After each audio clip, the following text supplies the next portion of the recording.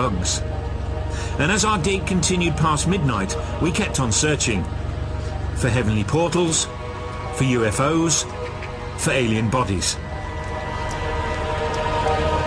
So, did we find them? Did we heck? But finally, we did come up with a rational explanation.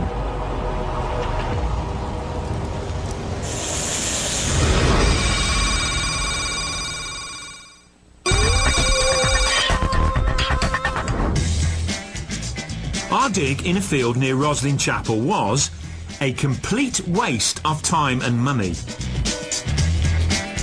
Despite the early signs that we'd found something of alien origin, in fact, all our machinery had detected was a difference in soil densities caused by 20th century ploughing. We hadn't found any evidence of, well, anything paranormal at Roslin Chapel. No alien graves, no portals to alien dimensions. It was all terribly disappointing. And that made us question the rest of the UFO hotspot story. Was there any more substance to it than our silly alien dig? The psychics couldn't say where the portal was. The Hlabni music didn't work, so what about all those people who swore blind they'd seen aliens and UFOs? Remember Craig Malcolm? The one who couldn't get any sleep for the number of UFOs he claimed he was seeing? Well, we got his footage checked out by the police. So, field 172, next move on. 320, we're expecting another flash from that side there. There it is. So, without a shadow of doubt, that's an aircraft going through the sky. Bonnybridge, the town at the centre of the hotspot, is slap bang in the approach path of not one, but two major airports.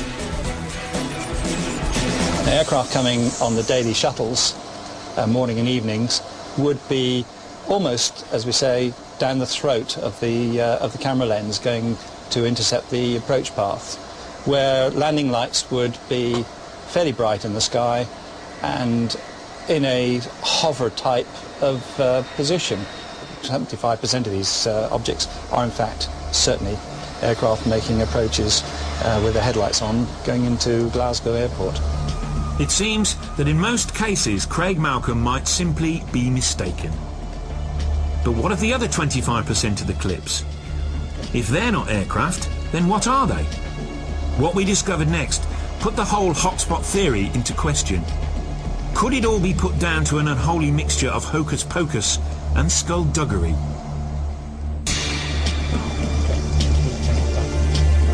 Craig Malcolm's footage is amongst the most convincing evidence that Scotland is an alien hotspot, but this police forensics team was sceptical. I'll run it again on full screen. I mean, it could be being dangled on cables, it could be a cork floating in the water, it could be anything. It's not identifiable.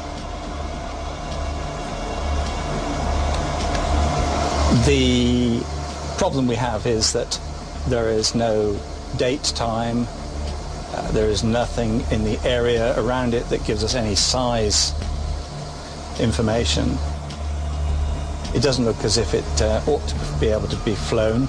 We can't confirm whether in fact it's in the sky, in the sea, or on somebody's window or a stone chip even. What exactly has Craig Malcolm been filming?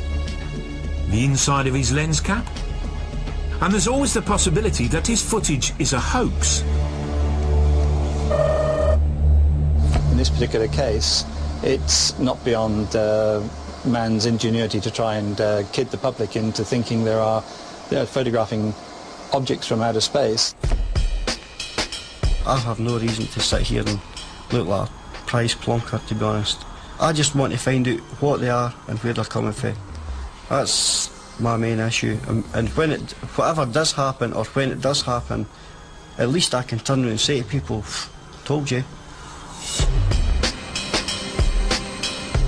It seems likely that we can rule out the idea that Craig Malcolm has been filming alien craft. But he's not the only one to make these claims. These are not the approaches to Edinburgh Airport that are being noticed. Some very, very strange lights in the sky. Things that don't have wing lights and things that don't have tail lights and strobe lights. These some very strange craft float about here at night. Andrew Hennessy also made those amazing allegations about a military alien subterranean collaboration. Any truth in that? Well, we asked the Land Registry Office to reveal the true nature of that mysterious, fenced-off, grassy hill that he said was an entrance to a vast alien tunnel network. And they said it was an underground reservoir. Hardly the stuff of global conspiracies. Unless, of course, the Water Board was in on it too.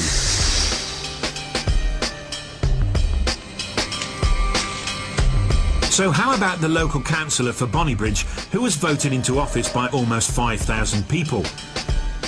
He has, of course, only got their best interests at heart. Which is probably why he wants to twin the town with that other great hotspot, Roswell, New Mexico, and open a UFO theme park in Bonnybridge. And why no? Bonnybridge has lost 12,000 jobs to the demise of the heavy industries over the years, and if I could use the UFO phenomenon to bring prosperity to Bonnybridge in terms of jobs, why no? But what about the whole story of the Falkirk Triangle itself? A bit of digging amongst the archives revealed that there were hardly any UFO sightings in Scotland until 12 years ago. Which just happens to be when that first article appeared in a local paper. On a day when there was very little other news. It talked of lots of sightings by local people in Bonnybridge. And almost immediately, sightings themselves avalanched. So could the whole Falkirk Triangle phenomenon be a kind of media-induced bandwagon? People are very afraid to make UFO reports. They don't know who to go to. Perhaps they're afraid of ridicule. So once a story runs, people feel more comfortable about speaking out. Hearsay and the media seem such a powerful combination that once a good story gets going, it's impossible to stop. But for all our scepticism, there will always be an element of doubt, because Brian Allen and co remain convinced after a decade of airing their theories, and they're not changing them anytime soon. People that call themselves sceptics are often debunkers, and debunkers often call themselves sceptics. A debunker would not admit the truth if it came up and bit them on the ankle. They just won't admit it. So who knows? Maybe some of the hot spots really are hot spots. But the Falkirk Triangle doesn't seem to be one of them. But one thing at least is sure. Roslin remains an enigmatic place, full of secrets and mysteries.